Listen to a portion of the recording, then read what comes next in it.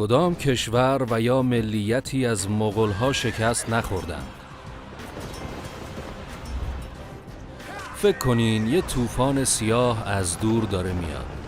نه بارونه نه باد، بلکه این یکی اسمش مغوله.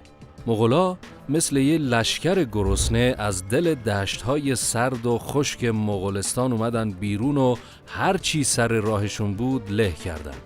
هر جا پا گذاشتن تاریخ از نو نوشته شد.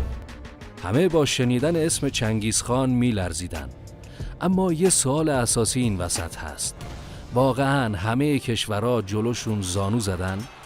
یا چند تا ملت بودن که جلوی این غول بیشاخ و دم ایستادن و نذاشتن خاکشون زیر سم اسب‌های مغول‌ها له بشه؟ شاید باورتون نشه، ولی آره، چند جا بودن که مغولا یا نتونستن فتحش کنن یا هر کاری کردن آخرش دست خالی برگشتن. اینا کی بودن؟ چطوری تونستن جلوی یکی از مرگبارترین امپراتوری‌های تاریخ وایسن؟ تو این ویدیو قرار یکی یکی بریم سراغشون، چون این داستان پر از شجاعته، پر از سیاست و جنگ‌های عجیب و غریبه.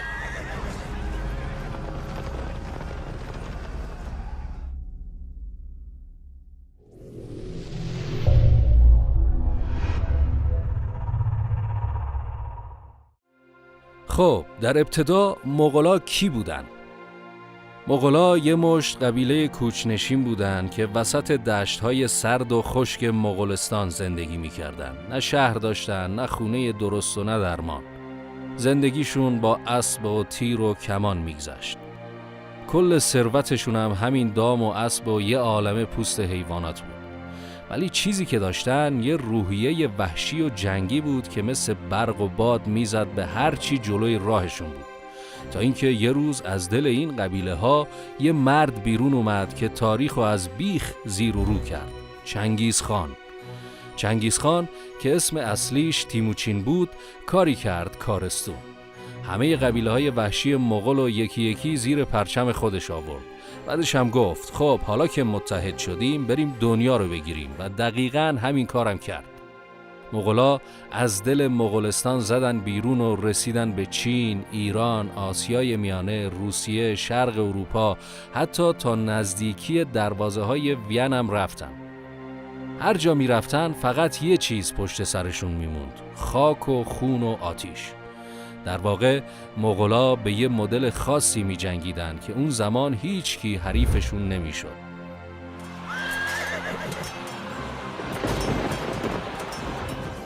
همه چیزشون رو اسب بود. تیراندازی از رو اسب، حرکت سریع، جنگ‌های نامنظم و حمله‌های برق‌آسا. انگار با باد می اومدن و با طوفان می رفتن. اگه یه شهر رو محاصره می کردن و مردم تسلیم نمی شدن دیگه کار تموم بود. یا همه کشته می شدن یا شهر با خاک یکی می شد. ولی اگه یکی زود تسلیم می شد مغولا می ذاشتنش به حال خودش و حتی تو اداره شهر کمکش می کردن. وقتی چنگیز مرد، پسر و نوه‌هاش کار رو ادامه دادن. کوبلای خان تو چین امپراتوری یووانو ساخت.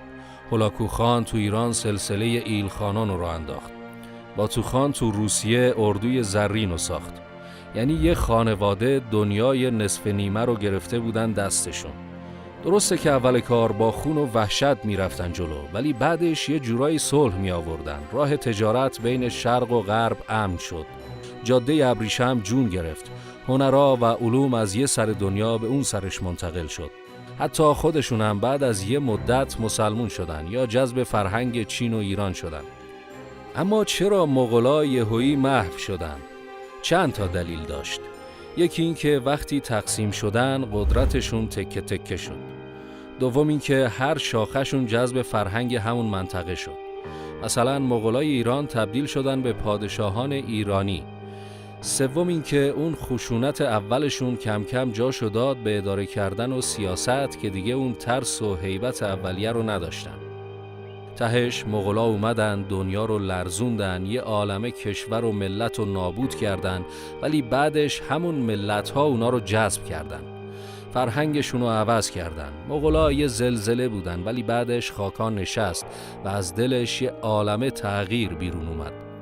اما همیشه یه سری ملت بودن که یا با خاک یکسان نشدن یا حسابی حال مغولا رو گرفتن.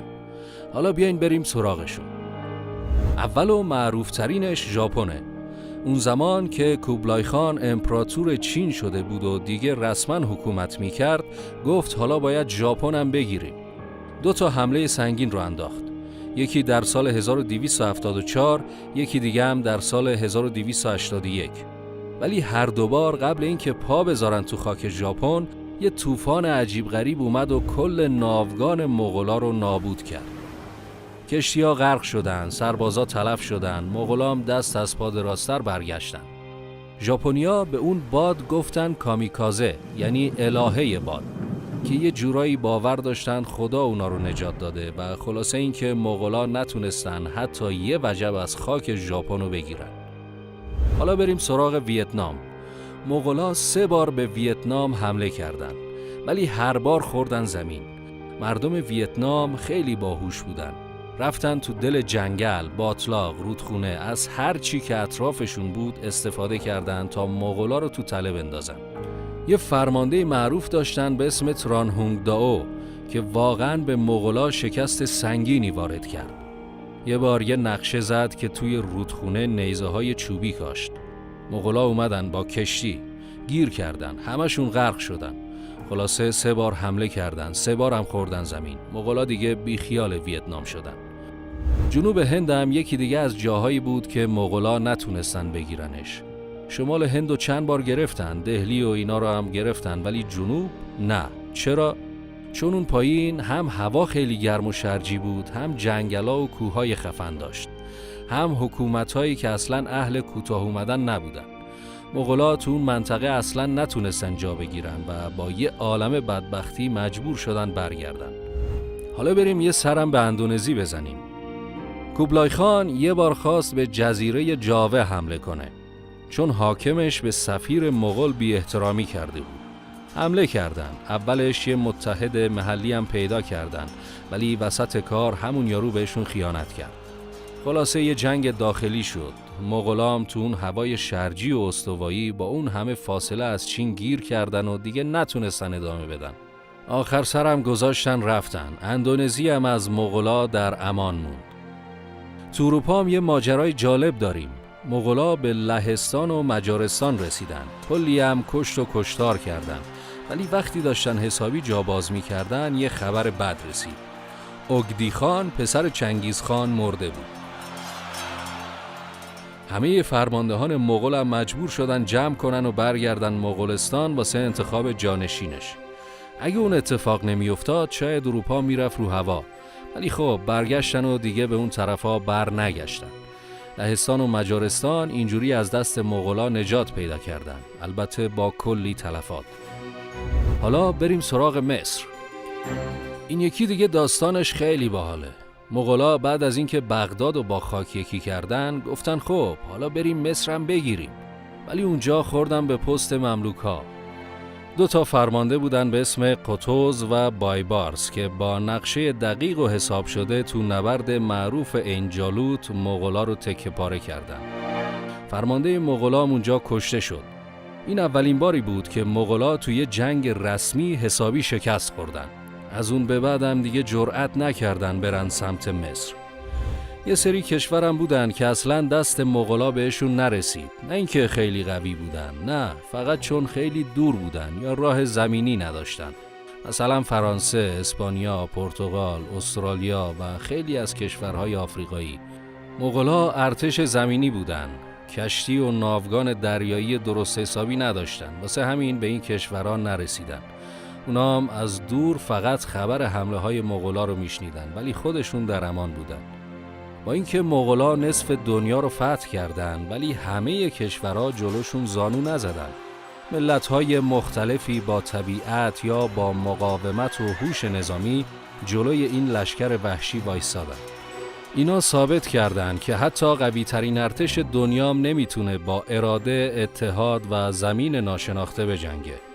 مغولا شکست ناپذیر نبودن، فقط بیشتر دنیا بلد نبود باشون بجنگه.